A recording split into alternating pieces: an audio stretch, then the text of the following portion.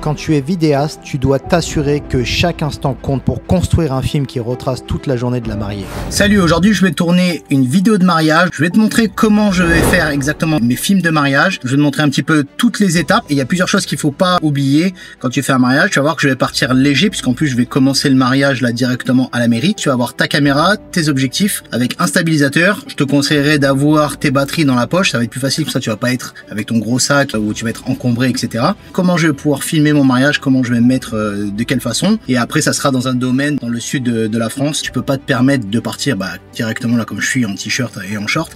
J'ai les vêtements qui sont juste derrière, donc t-shirt blanc ou t-shirt beige ou même d'une autre couleur, un pantalon noir. Après tu peux rester en basket. Tu peux utiliser un objectif large comme je suis en train de filmer là directement avec le Panasonic GH5 avec un 10 mm. Tu vas avoir aussi une longue focale ou bien un 50 mm pour faire des plans un petit peu plus près. Comme tu l'auras compris, il faut que tu sois organisé, ton matériel, tes vêtements et que tu sois toujours en avance.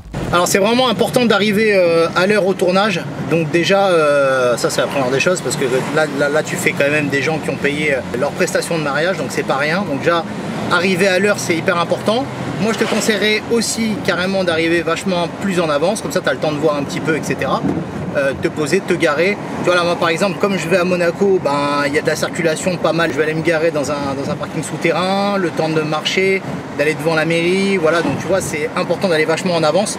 Ne sois pas dans un truc où tu vas être tout à la dernière minute en courant, que tu as raté des plans. Ça c'est vraiment le truc qu'il faut vraiment pas faire. Une fois que tu arrives sur place, tu te changes, tac, tu te mets en mode vidéaste de mariage, tu fais ta journée et après le soir tu te rechanges comme si tu avais fait une journée de compétition de sport quoi, en gros.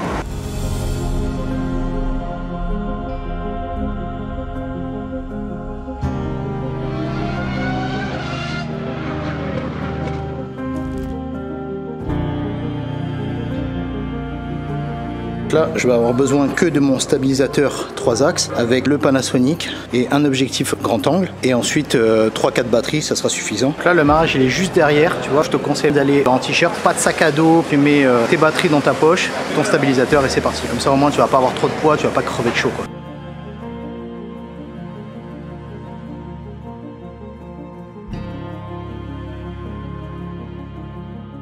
Quand tu filmes l'entrée en mairie, je te conseille de te mettre devant le marié de cette façon-là et marcher en reculant à l'envers.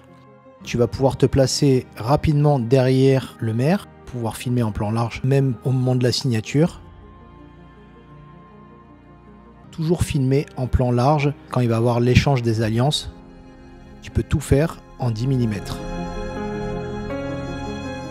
Là du coup j'ai filmé une partie à la mairie. Ce qu'il faut savoir c'est que moi je fais des versions longues et des versions courtes dans les vidéos de mariage. Donc une version de 1 heure et une version de 10 minutes. J'ai filmé tout en 1080. Ça sert à rien de filmer en 4K. Alors je sais qu'il y a certains vidéastes qui vont vouloir tourner tout en 4K. Mais quand tu es comme moi par exemple en filmant avec un Panasonic GH5, t'as pas vraiment besoin forcément. De toute façon l'image ressemble vraiment autant en 1080 qu'en 4K.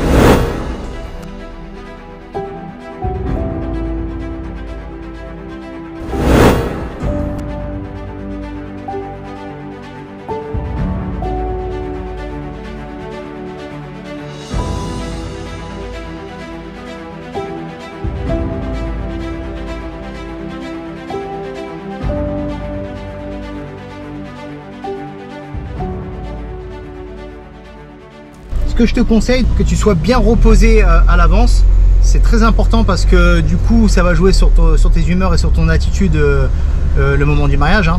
Les gens ils vont le voir tout de suite. Voilà, si t'as pas très bien dormi, si t'es un peu fatigué, etc. Le souci c'est que tu vas être de mauvaise humeur. Du coup la moindre chose qui va un peu te saouler sur un mariage, les gens ils vont le ressentir et encore plus les mariés que tu dois filmer. Tu vois, non seulement les mariés que tu vas tourner, mais en plus ceux qui vont le ressentir vachement, ça va être aussi les invités. Et les invités du coup ils vont kiffer parce qu'ils diront au marié ouais j'ai bien aimé ton vidéaste que tu as eu, etc.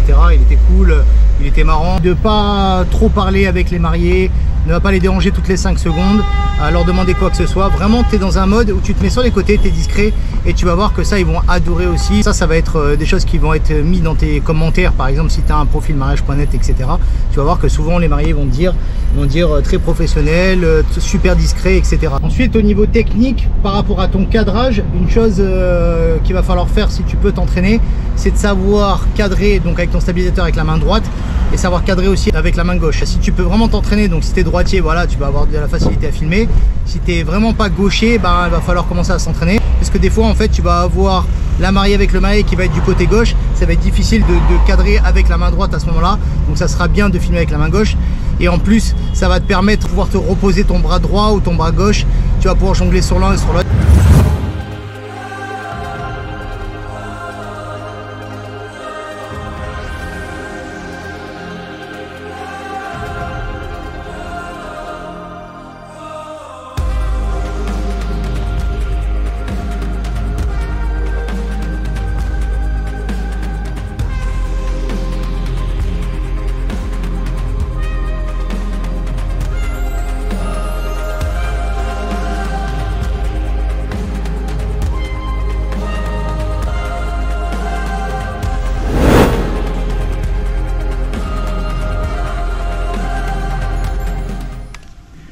Ok, je vais me retourner pour voir un peu ce qu'il y a. Ouais, effectivement.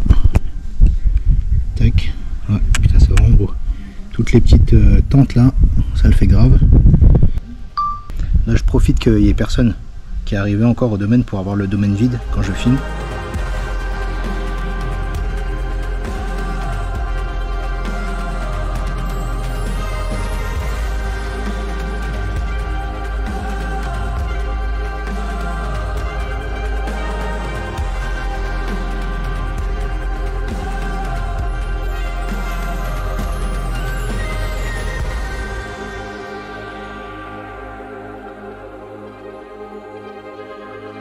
Là, dans quelques minutes, je vais tourner. Les invités, les mariés vont aller derrière là, c'est là où on va manger.